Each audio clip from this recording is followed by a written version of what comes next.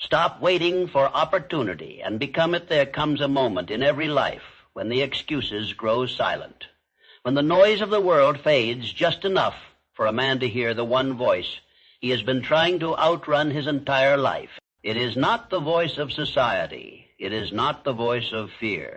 It is not the voice of the crowd or comfort or the opinions of people who never built anything worth remembering. It is the voice of destiny, and it asks a question so direct, so sharp, so unavoidable that once you hear it, you can never return to sleep. The question is this: how long will you wait for a door that was never meant to open for you because you were born to build your own? Too many people are sitting at the edge of their potential, like beggars outside a palace they already own. They wait for permission. They wait for timing. They wait for support. They wait for confidence. They wait for money. They wait for the right contact, the right season, the right mood, the right sign from heaven. And while they wait, life moves. Seasons change, empires rise.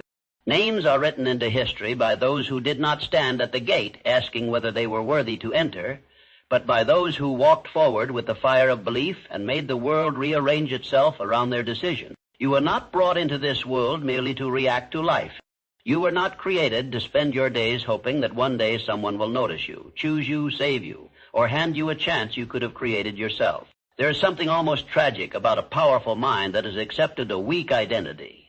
There is something painful about a soul built for greatness that has agreed to live like a spectator.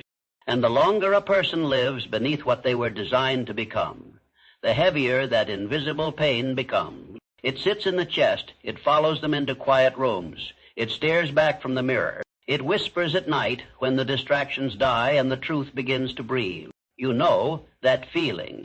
You know what it means to sense that your life could be larger, deeper, more meaningful, more alive than this.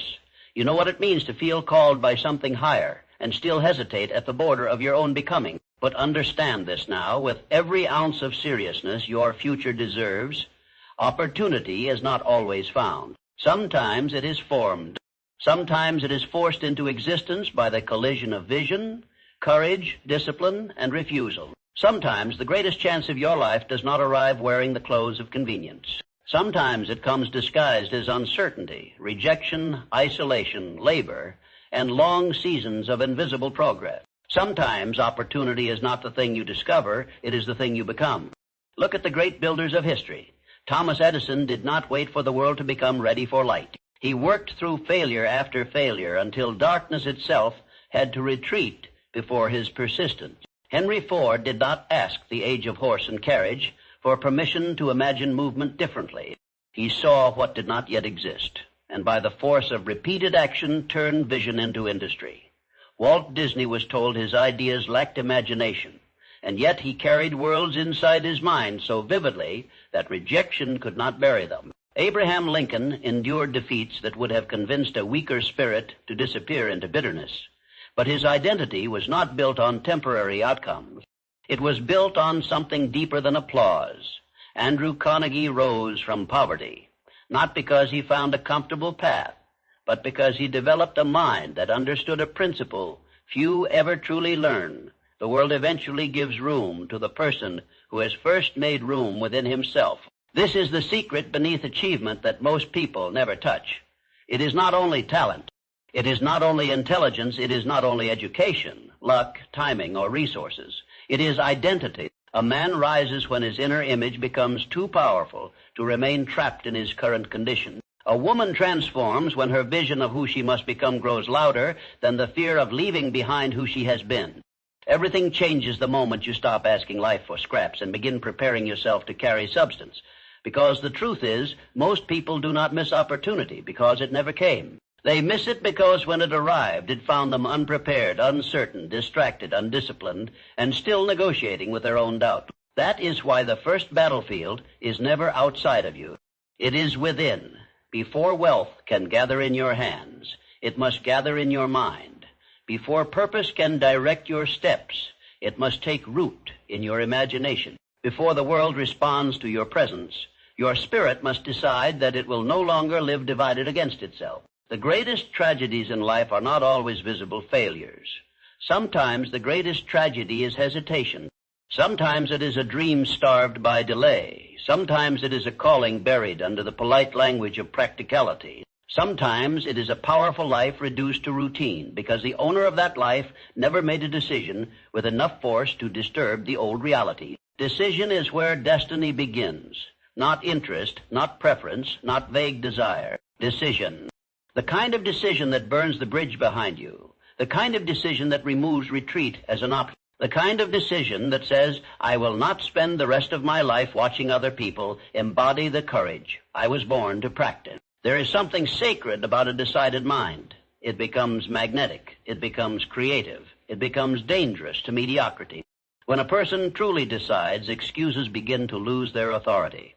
Delays lose their comfort. Fear loses its throne. And energy that was once scattered in worry begins to gather into direction. Most people never discover the full force of their power because they live in fragments. They want success, but they feed distraction. They want greatness, but they protect comfort. They want change, but they worship familiarity. They want abundance, but speak the language of scarcity. They ask for miracles while maintaining habits that guarantee stagnation. They say they are waiting for the right moment, not realizing that the right moment is often created by the person who moves before he feels ready. You cannot become extraordinary while remaining loyal to the routines that built your average life. There must be a break in the pattern. There must be a rebellion against the ordinary. There must be a point where your future self becomes so real in your mind that your present self can no longer remain as it is. See it clearly. Every day you delay, you train yourself to doubt your own capacity. Every day you postpone action, you strengthen the identity of someone who almost begins. Every day you tell yourself tomorrow. The muscles of discipline weaken while the chains of hesitation grow heavier. Waiting is never neutral. It is shaping you. It is teaching you what to expect from yourself. And if you keep teaching yourself that your move will always come later, then later becomes a prison with invisible walls. Years pass, potential cools, desire dims. The fire that once could have changed a life becomes smoke. That is why this moment matters. Not because it is convenient, not because conditions are perfect, but because the soul knows when it is being called upward, and every ignored calling leaves a mark. You must begin to think of yourself differently, not as someone hoping to be discovered, but as someone preparing to become undeniable, not as someone searching for a lucky break, but as someone building such depth, skill, character, and clarity that luck becomes unnecessary. The world is crowded with people who want results, but it will always make way for the few who become rare in spirit. Rarity is not found in wishing. It is forged in self-command, in rising early when no one is watching, in mastering your thoughts when negativity tries to colonize your mind, in staying loyal to your purpose when the first wave of enthusiasm fades, in learning when others are scrolling, in building when others are complaining, in continuing when others are quitting. This is where opportunity begins to take human form. It begins to look like you. Because what is opportunity really? Is it merely a favorable circumstance? A sudden chance meeting? A door opened by someone powerful? No, those are only surface expressions. True opportunity is the meeting point between preparation and possibility. And if preparation is absent, possibility becomes waste. That is why one person sees a chance and changes his life, while another sees the same chance and does nothing. The difference is not the moment. The difference is the man. The difference is the woman. The difference is who they became before the moment arrived. So build yourself into the kind of person who can hold what you seek. If you want wealth, become a steward of value. If you want influence, become a servant of truth. If you want success, become faithful in discipline. If you want a life of impact, become the kind of soul that does not fold under pressure. The outer world is always responding to the inner architecture of the person living in it. Weak foundations cannot hold mighty futures. Confused minds cannot lead purposeful lives. Divided hearts cannot produce sustained achievement. You must become internally ordered if you want your external world to rise in power, clarity, and force. You must know where you are going, because the man without vision becomes a servant to whatever demands his attention next. He wakes up inside urgency, but never steps into purpose. He spends his energy responding, reacting, surviving, adjusting, excusing. And at the end of the day, he wonders why his life feels busy but not significant. That is the penalty of living without a chosen direction. Motion without vision becomes exhaustion. Effort without clarity becomes frustration. Desire without commitment becomes fantasy. And fantasy is where countless lives go to die quietly. Not because the people were incapable, but because they never gave their inner world a target strong enough to organize their outer one. Vision is not a luxury for dreamers. It is oxygen for builders. It is the ability to see beyond what is and into what must be created. It is the mental picture of a future so alive that it begins to pull your behavior upward. Every great achiever carried this power. Before steel, Carnegie saw industry. Before animation became a kingdom, Disney saw a world. Before the light bulb stood in a room, Edison saw illumination in the mind. The outer result came later. First came the inner image. This is where so many people fail themselves. They keep staring at current conditions as if reality is fixed, as if the visible world is final, as if what surrounds them today has the right to define what they become tomorrow. But the visible world is often slow to catch up with an invisible decision. Reality bends gradually before the person who can hold a greater picture long enough, intensely enough, and faithfully enough to act on it until form appears. You cannot borrow your vision from the crowd. The crowd has never been a trustworthy architect of greatness. The crowd loves what is familiar, rewards what is safe, and doubts what it does not yet understand.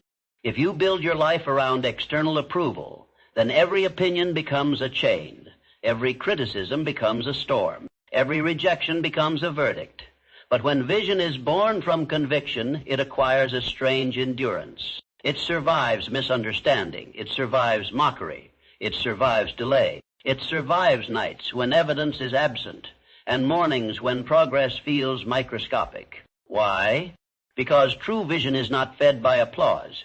It is fed by alignment. It comes from the deep recognition that there is something in you that must be developed, expressed, and brought into the world before your time is done. That is why clarity matters more than excitement. Excitement can make you begin.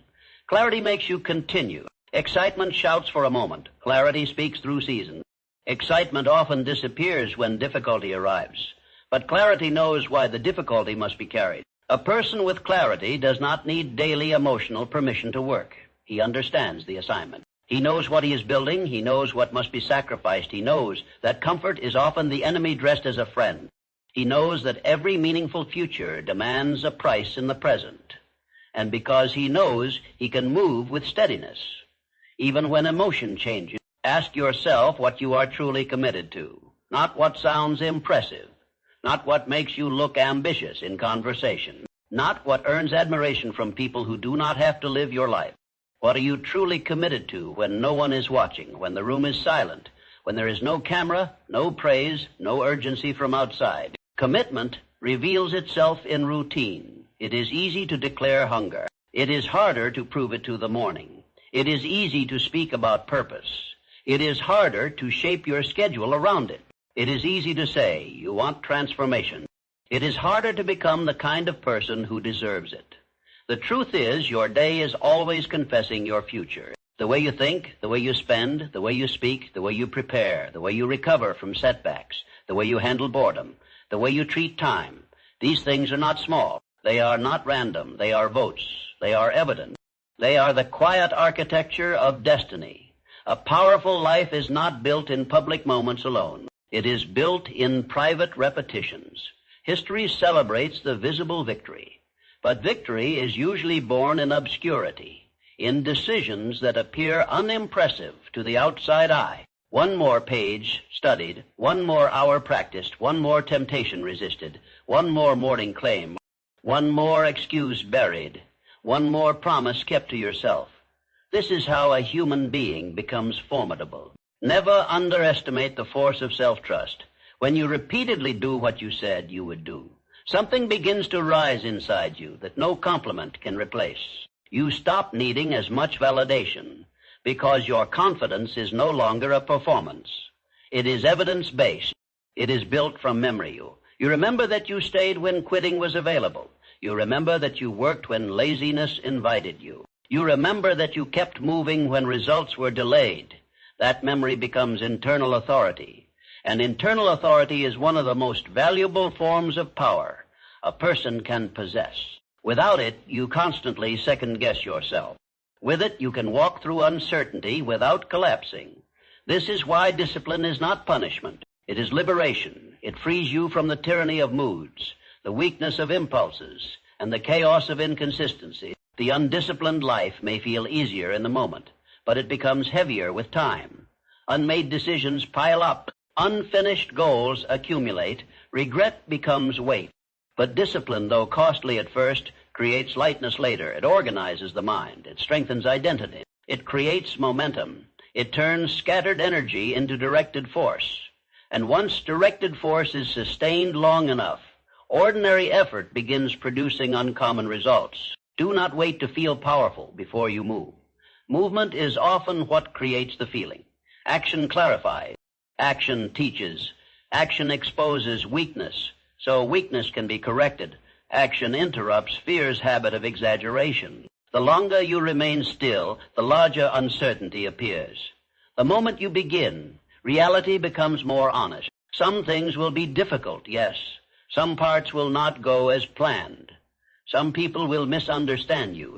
Some days will test your patience and reveal how much emotional immaturity you still carry. Good, let them reveal it. Better to discover your limits in motion than decorate your limitations with theories while standing still. No builder escapes friction.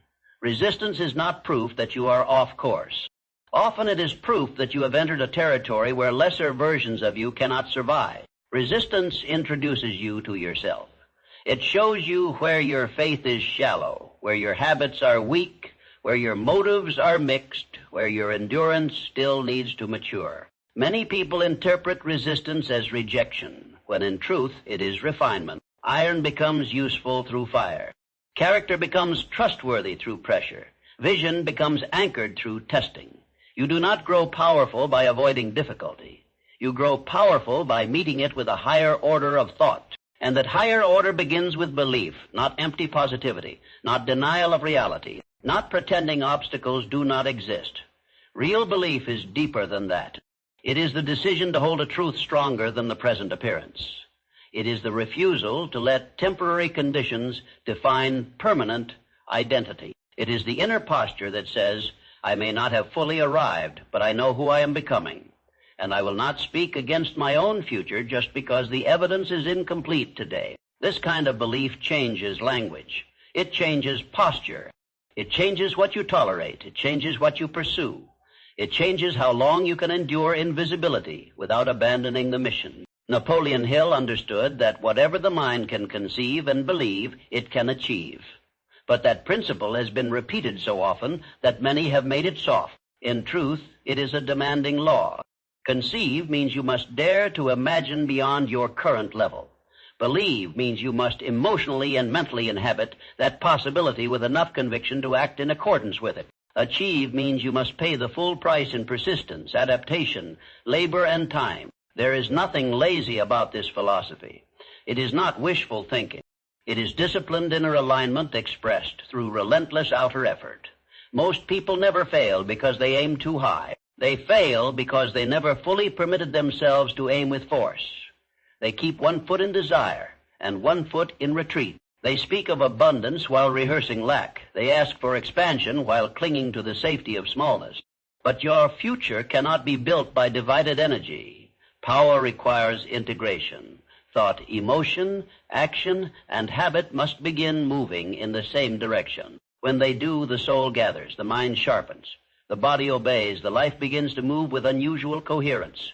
And coherence is magnetic. It draws people, resources, ideas, and openings, because the universe tends to respect a person who is no longer internally negotiating with his own possibility, because the world can feel when a person has stopped playing with his own potential. It can feel when someone has crossed the invisible line between wishing and becoming. There is a difference in the eyes, a difference in the voice, a difference in the way they carry silence, the way they walk into difficulty, the way they stop asking for guarantees before taking responsibility.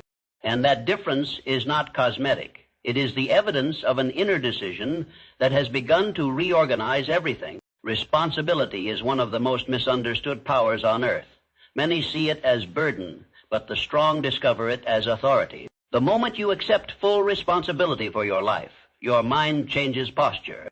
You stop wasting energy, blaming your past, cursing your circumstances, comparing your path, resenting other people's speed, and waiting for a rescue that was never assigned to arrive. You realize that while you may not be responsible for every wound, every disadvantage, every unfair beginning, you are responsible for what happens next. That realization is not cruel. It is freeing. It puts the tools back in your hands. It restores agency. It turns you from victim into architect. And an architect does not build with complaints. He builds with materials. Whatever your life has handed you, pain, delay, rejection, poverty, loss, obscurity, loneliness, betrayal, confusion. These do not have to be the end of your story. They can become raw material. They can become fuel. They can become depth. Some of the strongest voices in history were not shaped by ease, but by adversity interpreted with power. Lincoln knew sorrow. Edison knew repeated failure. Ford knew mockery. Carnegie knew hardship. They were not exempt from the human struggle. They were forged by the way they used it. There are people who let pain make them bitter, and there are people who let pain make them precise. There are people who let difficulty shrink their identity, and there are people who let difficulty reveal it. That is why you must guard interpretation as fiercely as action. What something means to you matters. If every delay means you are doomed, your strength will leak away. If every setback means you are unworthy, your energy will collapse into self-sabotage. If every rejection becomes proof that you should stop, you will bury futures that were only being tested for your seriousness. But if challenge becomes instruction, if loss becomes education, if pressure becomes preparation, then suddenly even hardship begins serving your ride. The event may not change, but your relationship to it does. And sometimes that is the turning point. There is no greatness without meaning, and there is no lasting meaning without purpose. Purpose is not merely what you do. It is why your spirit stays awake. It is the reason your effort carries weight beyond applause, beyond money, beyond the temporary satisfaction of proving something to people who may never understand your path. Purpose gives suffering context. It makes sacrifice bearable. It gives discipline a direction. A person with purpose can endure what a distracted person cannot. He can tolerate obscurity. He can survive boredom. He can outlast emotional weather. He can keep faith in seasons where visible reward is absent, because his work is attached to something deeper than immediate gratification. Many are exhausted, not because they are doing too much, but because they are doing too much that does not belong to them. They are spending their lives meeting expectations they never consciously chose. They are living scripts handed to them by culture, family, fear, trend, and comparison. They are chasing symbols of success with no real relationship to their soul. So even when they achieve, the victory feels hollow. Even when they arrive, they feel absent. This is what happens when a person gains the world's image of success, but loses inner alignment. Never trade alignment for appearance.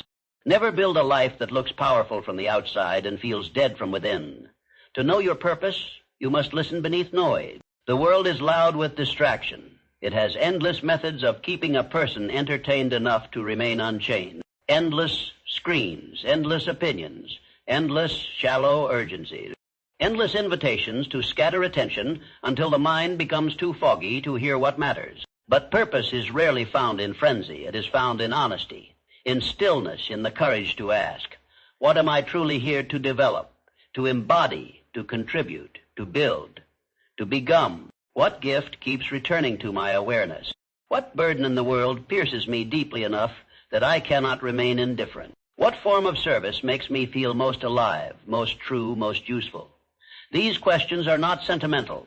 They are strategic, because once a man knows what his life is for, he can organize his days with far greater force. And once your days are organized, your energy changes. You stop drifting. You stop leaking time into nonsense. You stop treating your hours like leaves in the wind.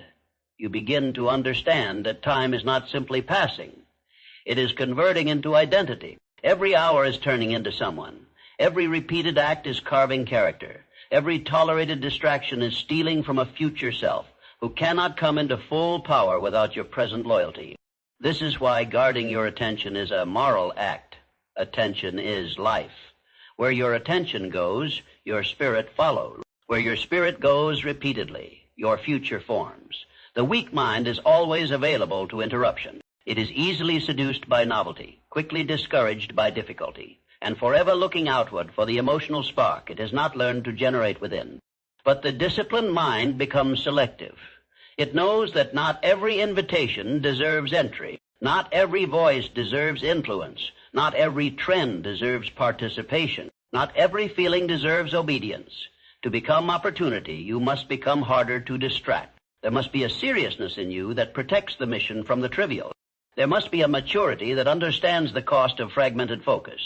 There must be an inner standard that says, I will not trade what matters most for what entertains me now. This is especially true in an age that rewards reaction more than reflection. Never confuse constant stimulation with real progress. Noise can imitate movement. Busyness can disguise avoidance. Public activity can cover private emptiness. The question is not whether you are occupied. The question is whether your occupation is building the life you say you want. The question is whether your habits are aligned with your highest declarations. The question is whether your calendar tells the truth about your ambition, because words are cheap when the schedule contradicts them. Dreams become believable only when time begins kneeling before them. And let gratitude enter here, not as a soft afterthought, but as a force multiplier. Gratitude is not passive acceptance. It is not settling. It is not pretending everything is perfect. Gratitude is the refusal to become spiritually blind while striving for more. It keeps the heart from hardening. It protects the mind from scarcity. It reminds you that your life, even in its unfinished state, already contains material for strength, beauty, wisdom, and service. A grateful mind sees resources where a bitter mind sees only lack. It sees lessons where entitlement sees inconvenience. It sees possibility where resentment sees walls. Gratitude does not weaken hunger. It purifies it. It prevents ambition from becoming poison. Some people chase success with such desperation that they lose the very state needed to sustain it. They become restless, envious, joyless, internally impoverished. But true power carries both hunger and appreciation. It can reach for the future without despising the present. It can strive without becoming empty. It can labor without forgetting wonder. This balance matters. A person who learns to stand in gratitude while advancing in discipline becomes difficult to break because his peace is no longer chained entirely to outcomes. He can work intensely without living in permanent emotional famine. Do not misunderstand peace. Peace is not the absence of battle. It is the presence of order within the warrior. It is what allows you to adapt without panicking, to bend without breaking, to remain grounded while conditions change. Adaptability is not weakness. It is intelligence in motion. The rigid ego shatters when plans collapse. The mature spirit adjusts, learns, and continues. This is why those who win in the long run are not always the loudest, the fastest, or the most naturally gifted. Often they are simply the most adaptable. They can take a blow without losing vision. They can revise a method without abandoning the mission. They can let go of pride quickly enough to learn what the moment requires. Nature itself teaches this law. Water reaches the ocean not by stubbornly refusing obstacles, but by flowing around them, through them, wearing them down with persistence. Trees survive storms not merely by strength, but by flexibility. The river does not complain that the rock exists. It keeps moving until even stone yields. Become like that. Let your vision be fixed, but your methods intelligent. Let your purpose remain steady while your strategy evolves. Too many people worship their first plan and then call themselves cursed when reality demands adjustment. No, the goal is not to protect your ego's blueprint. The goal is to fulfill the deeper assignment, whatever refinements it requires.